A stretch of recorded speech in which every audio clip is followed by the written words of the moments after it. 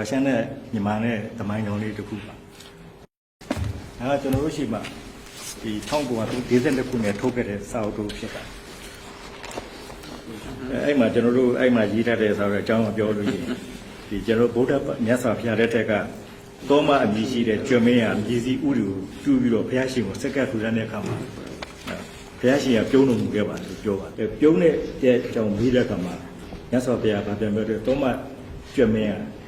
ဘုရားတတရတကယ်2002ကျော်တဲ့အခါမှာပါပမင်းတို့တစ်ချက်မှာတိုးဆောင်လူမျိုး12မျိုးနဲ့မှာရုရှားလူမျိုးရဲ့ဧကရမင်းဖြစ်လာတယ်လို့ပြောပါတယ်လက်နဲ့အတက်ပညာမှာတစ်ဖက်ကန်းဖြတ်ပြီးတော့မှအတုမရှိတဲ့လက်နဲ့ဝိဇ္ဇာဧကရတဘာဖြစ်ပြီးမြန်မာဘယင်မြေနဲ့တို့နဲ့ချစ်ကြည်ရင်းနေတဲ့မဟာမိတ်ဆွေတွေဖြစ်လာမယ်လို့ဗျာဒိစကားပြောခဲ့တယ်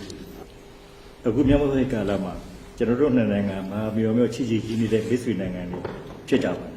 ရုရှားနိုင်ငံလက်နဲ့နဲ့ပညာမှာကမ္ဘာထိပ်တန်းအဆင့်ကိုရောက်ရှိနေတာဖြစ်ပါတယ်ဒါကြောင့်ရုရှားဒီမြတ်စွာဘုရားဗျာဒိကထူးခြားတဲ့တိုက်ဆိုင်ပြီးအံ့ဩဖွယ်မှန်ကန်တယ်ကိုကျွန်တော်တွေ့တယ်ဒါကြောင့်ဒီဟာနဲ့ပတ်သက်ပြီးသမိုင်းမှာရှိခဲ့တဲ့ဟာနဲ့ပတ်သက်ပြီးကျွန်တော်တို့တွေတော့ဘုံဘာကြောင့်ကျွန်တော်ပြောလို့ပါတယ်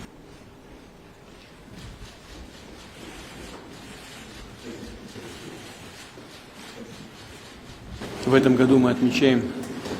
25 лет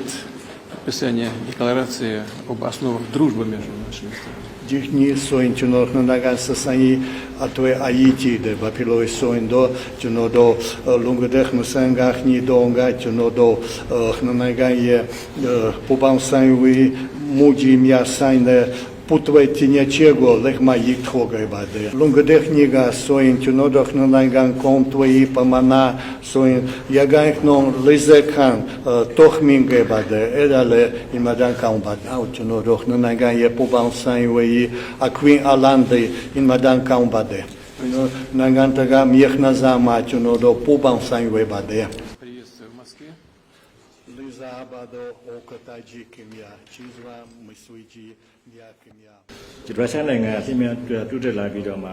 ဧကဝင်ရုကမ္ဘာရေးခရနေဘု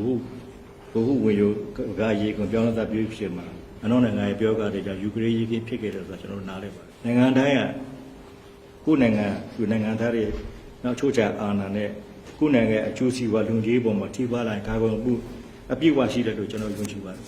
ဒါကြောင့်ရုရှားနိုင်ငံရဲ့နိုင်ငံတည်ငြိမ်မှုပြပြအောင်တုံ့ပြန်တဲ့အထူးစစ်စီရဲ့တုံ့ပြန်မှုဆောင်ရွက်နေတယ်ကျွန်တော်အနေနဲ့အပြည့်အဝနားလည်ကြောင်းအစိုးရရဲ့ခံမှပြတ်သားတဲ့ဥဆောင်မှုမှာဘုရားအောင်မယ်လို့ယူကြည်တဲ့အကြောင်းပြောလိုပါတယ်မြန်မာစကားပုံတစ်ခုရှိပါတယ်တရားတော်စေအောင်ရမည်ဆိုစကားပုံတစ်ခုရှိပါတယ်ကျွန်တော်နိုင်ငံရဲ့ဒီတိုင်းမှာပဲနေချရတဲ့ကျွန်တော်မျိုးစုံကြုံခဲ့ရပါတယ်အခုလက်ရှိပဲဒီဘက်ခေတ်ကမှလည်းပြည်တွင်းပြည်ပဖြစ်သမားတွေရဲ့ရန်ကုန်တဲ့ကျွန်တော်တို့အများကြီးတွန်းလာတိုက်ခိုက်ခဲ့ရပါတယ်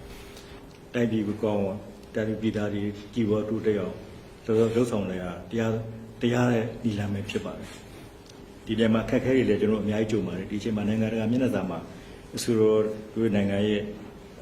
အပိကူကြီးထောက်ခံမှုတွေနဲ့ကျွန်တော်တို့လည်းနိုင်ငံတကာမှာရင်ဆိုင်နိုင်ခြင်းဖြစ်ပါ